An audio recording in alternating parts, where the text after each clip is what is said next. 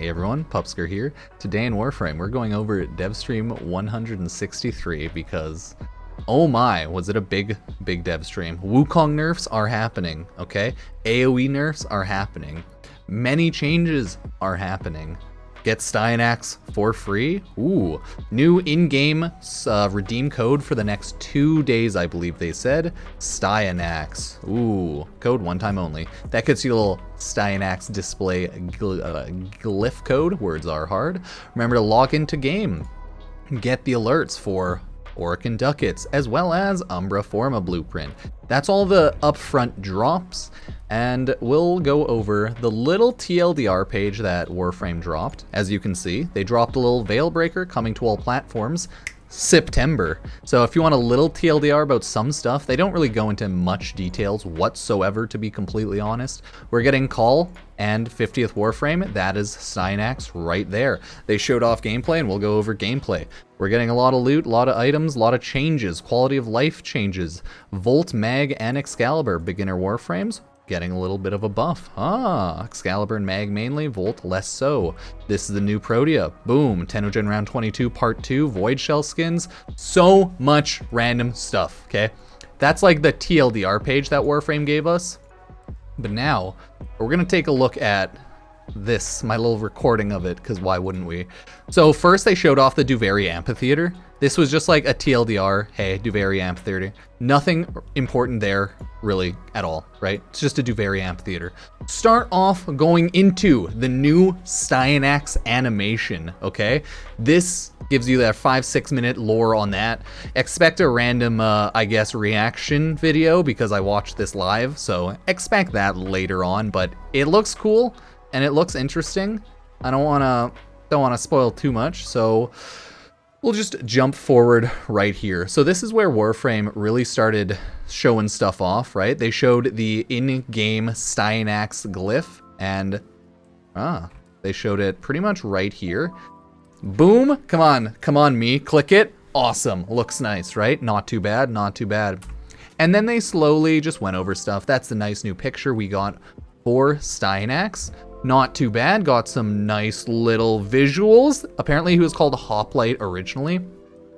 As you can see, it says that in the bottom right there, like Hoplite, nice, not too bad. This is just some like general concept art for his helmet, stuff like that. General Styanax concept art, right? He'll be have a Liberian, no shock there. They started the stream off like normally, going over small stuff, etc. That's his weapon, the Amphentis, right? 26% crit, 2.2 times, 24% status. Oh, Styanax's spear gun matches his might. That's a primary. Wait, that's the spear gun. I thought that was a melee. I'm an idiot. It's a spear gun? Okay, no, sorry. This is cool. This is pretty cool. Throw Amphentis onto the ground to buff nearby allies with Ballistari Might. Buff increases reload speed, fire rate, and ammo pools, and reduces recoil. Allies who kill enemies with Ballistari Might maintain the buff temporarily when they move away from... Okay. I thought it was just straight a spear, but it's a spear gun. I didn't even like pick up on that during the stream. Like, I had no idea. Oh my God. And then he's jacked. Look at him. He's doing his one-handed arm pull-ups. Yeah, crazy. So I guess that's a thing Styanax has. He has his primary spear gun. Wild. We'll get all full items on him later on. He has a couple helmets, as you can see there. So, hey, not too bad to know that. Now we'll go straight into little information on gameplay, right? They throw on a little interception. So if you want to see his abilities, he doesn't have an exalted spear and shield. First ability is throwing a little explosive spear, pulls enemies in, does some damage, right? Second ability is a little shield bash, right? He shield bashes forward, shoots a little bit of attacks outwards. I'm trying to get to where he started properly using it a lot. It's just like a shield forward AoE bash, right? Looks pretty good, looks pretty good. You can't really be too mad at that. Doesn't look like it does like maybe a ton of damage, but who knows what will do a ton of damage. The third ability on ya boy Styanax is his passive, right? So it's an activatable ability that it just kind of keeps you up, right? Nice. God buff. I think it like helps allies and you. We'll go over the full breakdown eventually, but it's a good ability, it seems like. I think does it give regeneration as well? I can't fully remember what the group of it is. That's the fourth ability though. Ooh, that is the 4th ability. You essentially spawn up your boys to throw all the spears. Oh my, look at all the energy spears. So that ability does look pretty cool. I mean, you can't really be too mad at that, but hey. 3rd ability is just like a passive buff for your boy and allies, so it is pretty good overall. Look at the abilities. You have Axios' Javelin. Oh, yeah, they have cool names. They only went there shortly. They didn't give like a full in-depth breakdown of each ability, I don't think, stat-wise. New Cernos Prime. That skin looks cool. Good bow skin. 10 out of 10. They went over a nice little bow skin. So, this is where they went over the big Veilbreaker stuff. This is slide 1. We are getting the Veilbreaker quest, which will give us Styanax. You can also get Styanax for the free in your inbox by logging into Warframe for the first 2 weeks of Veilbreaker.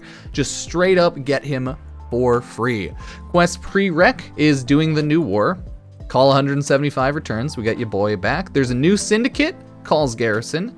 There are weekly activities, Archon Hunts and Archon Shards. Those are the weekly activities, Archon Hunts. So we'll go over that a little bit more as well. A lot of good info there. This is more update. 50th Warframe Styanax, quality of life changes, new Voidshell skins, Protea Caladria skin, and more, right? Nothing too shocking there. Easy. Quality of life changes here are awesome. Syndicate Pledges, sick. Those are great. You'll see why. Starter Warframe reworks, more of like buffing and making them a little bit better. Mag pulls in, does more damage. We'll see it, and I'll explain it better once we get full proper patch notes, but for now, it seems good. Wukong Changes, he's being nerfed, first clone doing some less damage and using up ammo when attacking now with weapons.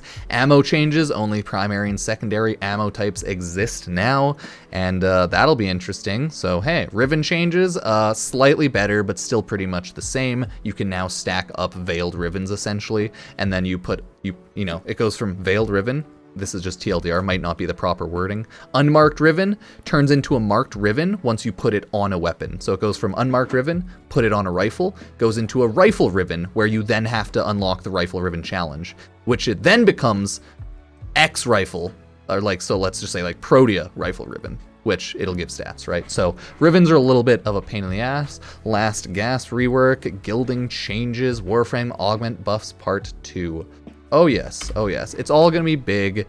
Gilding's pretty minor still. Now gilded amps and whatnot weapons, they give the post-gilded buffs instantly, but gilding is still needed for mastery rank, so that's pretty cool. Syndicate Pledges, quality of life improvement. New way to get Syndicate standing, won't be through the sigils anymore. Now which Syndicate to represent, okay, you'll see. No longer do Syndicate sigils give the passive Syndicate standing. Instead, now you go to your Syndicate screen here, as you can see, hugely updated, and you just choose which one you want to get standing with at the time. I'm great at taking screenshots, as you can tell. You just left click, pledge, and then you just earn their stuff passively. The higher rank you get with the Syndicate, the more standing you get passively. The same as like the lower rank Syndicate glyphs versus the higher ones being on your Warframe.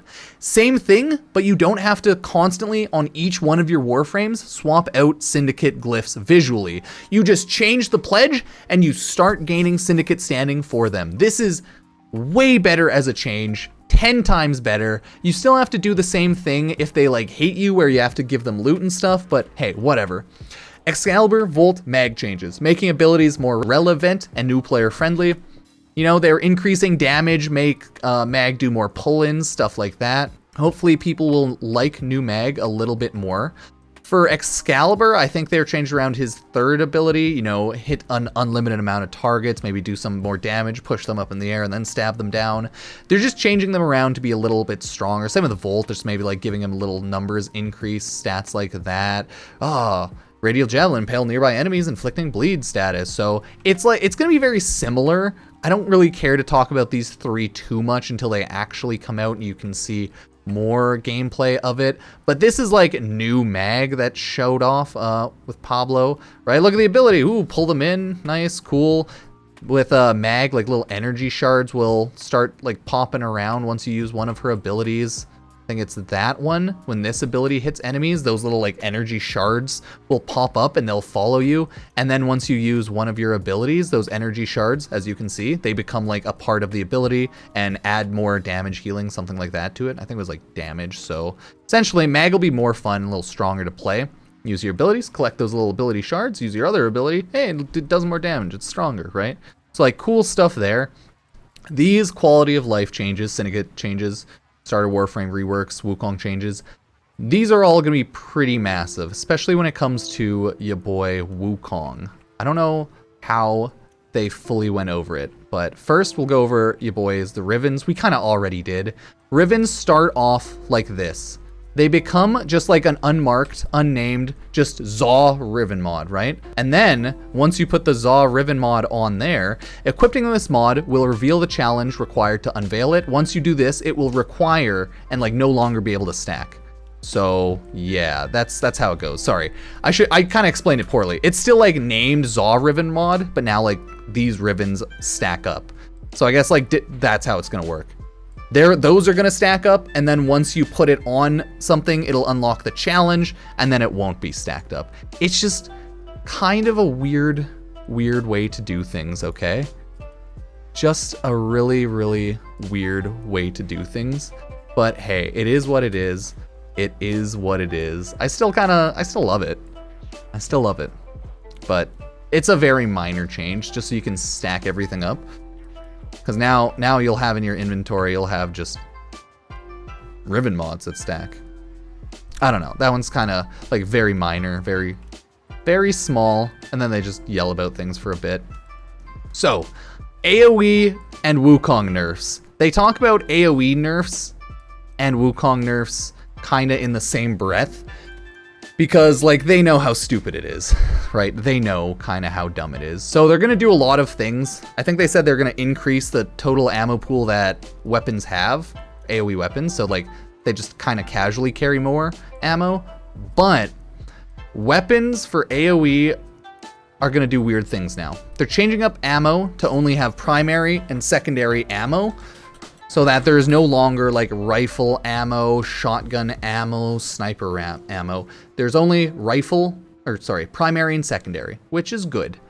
Definitely a good thing. You can't be mad.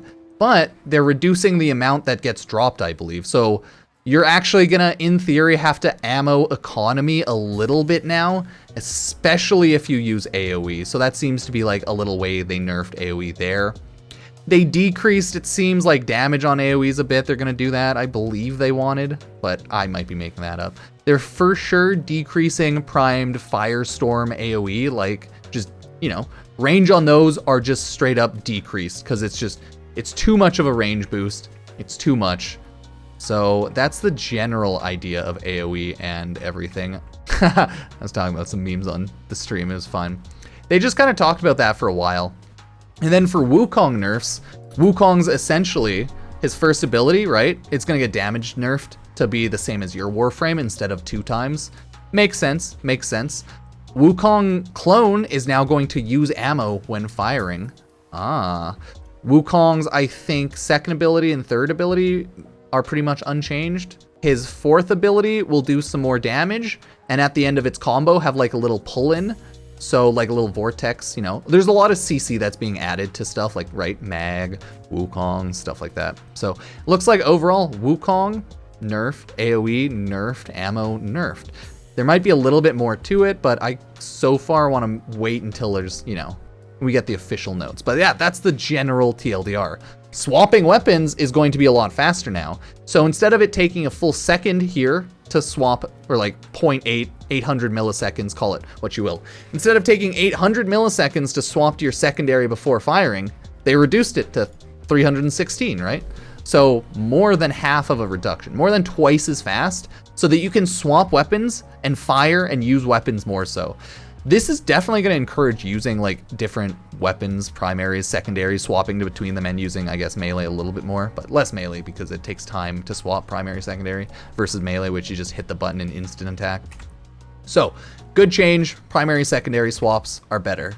All of this seemed to be a nice, good thing in relation to your boy Wukong. So not really too mad. Here, they're just showing off that, like, Prime Firestorm, look at that, nerfed to shit. Oh, unusable. 44% blast radius increased. It's like Prime Firestorm. I think the other one was primed, was it like Fulmination they decreased the range on?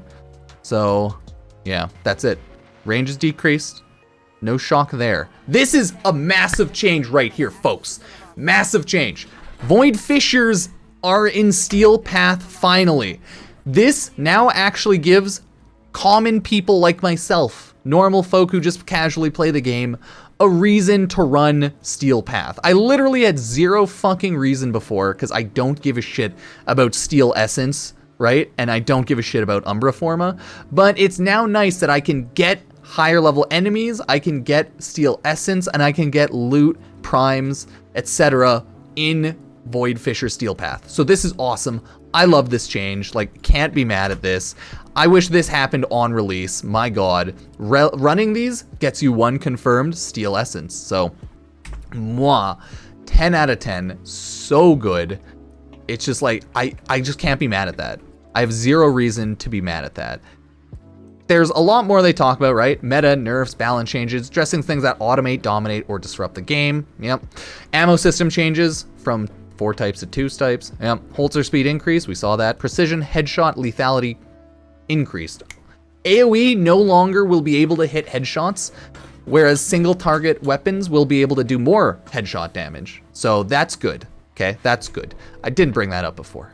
Forgot to bring that up, right? Firestorm Fulmination reduced. Steel Path relics added. Great. Evaluate and do more if needed in future hotfix. So far, I love this. This has been one of my favorite dev streams for just info in the game. Awesome, awesome. Then they like went over to Wukong here, and it's like, oh dear god. So yeah, now your Wukong clone will use your ammo. So he does not have infinite ammo, okay? He will do the same damage. Instead of doing 2 times damage, he will do 1 times your damage. Awesome, cool. And that's nice. If you didn't know, you can target people and Wukong clone will attack them. They talked about that briefly, but hey. So I think it all makes sense. I think all of those nerfs make complete sense. All complete sense. Here's that Nova. If you want to look at like Nova Voidshell skin, this is what they're showing off here. So yeah, Voidshell. Yeah, so now no life, like bad Wukong players are going to actually have to like learn to play the game a little bit more. It's just kind of sad and pathetic that people are freaking out so hard about this Wukong change when in actuality it's like, if you're playing the game, the only real Wukong change is the fact that he does less damage, your Wu clone, which is, I mean, should have been the case in the first place. And you're actually going to have to pick up and use ammo, right? Like, oh no, you're going to have to play the game properly. I think kids are freaking out too much about the Wukong change, but it's always the case, right?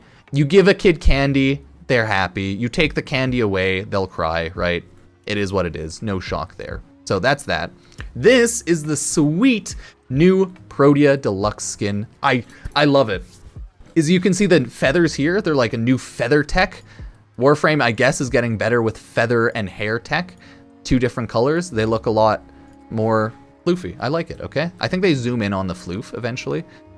Look at that. The floof of the neck. And then that's just like some random fashion framing. Yeah, like that. Look at that feather tech. I'm going to be buying this skin without a doubt. If there's one thing Warframe can get me to spend money on, it's Protea skins. Look at that. That's such a good random color too. Like, holy hell. A lot of random color is really nice. Like, that's beautiful too. So they were shit talking hitting random a little bit on stream, but random is the way to go. Everyone else who does otherwise is wrong. Putting effort into fashion takes too much time. So random is the best. Yeah, so they talked about the Veilbreaker quest, right? You'll go start your Veilbreaker quest from your like orbiter, right? You start it from your little codex here. And then you may notice if you've completed the new war, this is like new war kind of spoilery, okay? So keep this in mind. If you've completed the new war, you might be aware of the Drifter camp, which is on Earth. This is going to be the Veilbreaker. This is going to be like Call, new Syndicate for Veilbreaker, Call's area. Over time, apparently you will build up the Syndicate and like the area that this takes up will expand and like more stuff will happen here. We'll have to see more about what that'll look like eventually. New unit right here, I think his name is like Chippy. He seems to be a Fortuna person based on like the stomach thing, you know? But hey, maybe I'm wrong. That's your boy Call, faction leader, cool guy, cool guy. You can customize him, no shock there. He has customizable eye patches, no shock there. Here's a little bit of in-mission stuff for the new Veilbreaker thing when you're playing as Call, I believe. Or while you're running the Call Veilbreaker maybe weekly type mission. I think this is the new quest coming out, but I might be a little mixed up. So they don't want to go over spoiler stuff too much because Veilbreaker quest, but Veilbreaker quest, Call gameplay. Right, looks cool. Looks cool. Not too bad. Not too mad whatsoever. So yeah, there's Chipper. He just, new unit, NPC, just chilling in the camp. But he looks like a Fortuna unit because of the stomach thingy. But who knows if he actually kind of is or not. So that was nice. There are going to be weekly Archon Hunts. It seems to be they are in the same general sortie setup, right? Right beside sorties, but Archon Hunts are a weekly thing. As you can see, you get a Warframe bonus boost. You get weapon bonus boost. You can't respawn. You cannot use consumables, okay? So you have to respawn your teammates properly. The reward pool is pretty much the same, it looks like, as sorties, but you get a guaranteed reward of an Archon shard, which is a new Warframe upgrade path, right? And you just have to complete through all the Archon hunt. There are those 3 missions, right? So same sortie stuff. Just roll through that and you'll be good. If you go over here, you'll see like, hey, pre-death shortens, no respawns. You only have 5 seconds to respawn people. Activating the last gap focus ability reduces timer by 2 seconds. Oh no.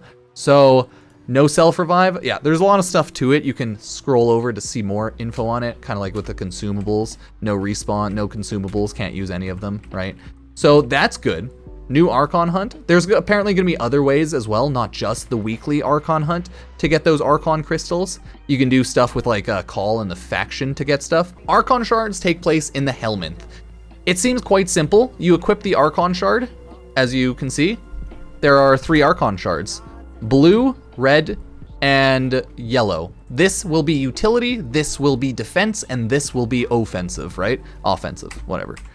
And the idea is simple. You click on the shard, you equip the shard, and you get to choose what you want to infuse, right? So you click which one of those stats you want to gain. And this is a Tau Forged Azure Archon shard, which are like tier 1 Archon shard, and then higher tier is the Tau Forged one. So you quite simply click on the stat and you get the stat. And you like equipped the Azure shard, right? And now you can see plus 225 health. There are 5 health slots, it looks like, and you can take off the Archon shards at any time. You do not break them, okay?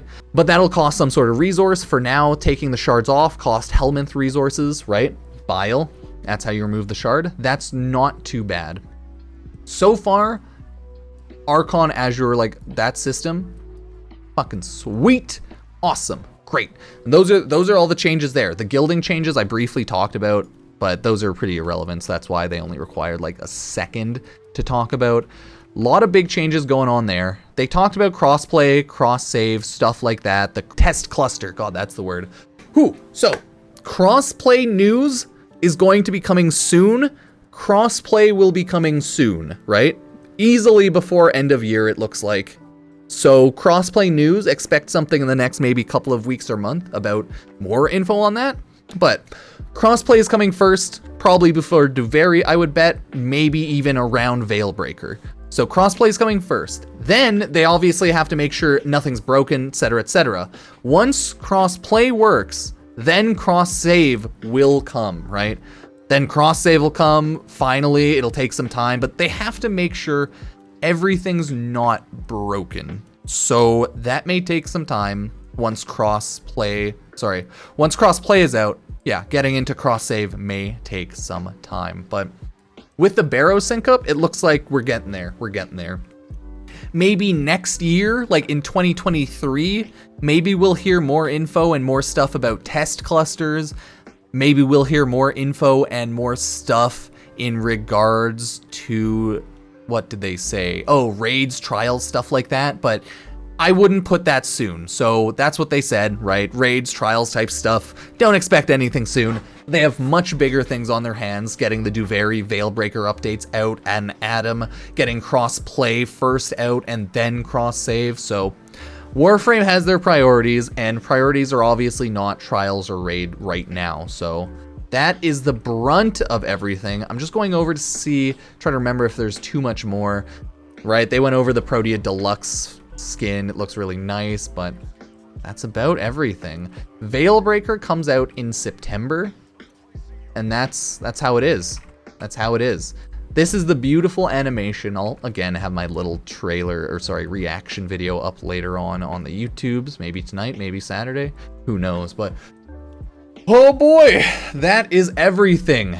And yeah, this will probably be like a 25, 30-minute dev stream recap. I'll throw on little bit of update patch notes, but I think the beginning TLDR gives you a lot of the info, so hey, I'll try to cut this up so it's not absolutely too much, but oh god, this is gonna be like a 30-minute, almost 25, 20-minute dev stream recap video. Either way, thank you all. Sub to the YouTube, sub to the Twitch, use creator code Pupsker if you want to be nice, or yeah, just find me wherever. Thank you, and I'll see you next time. Peace.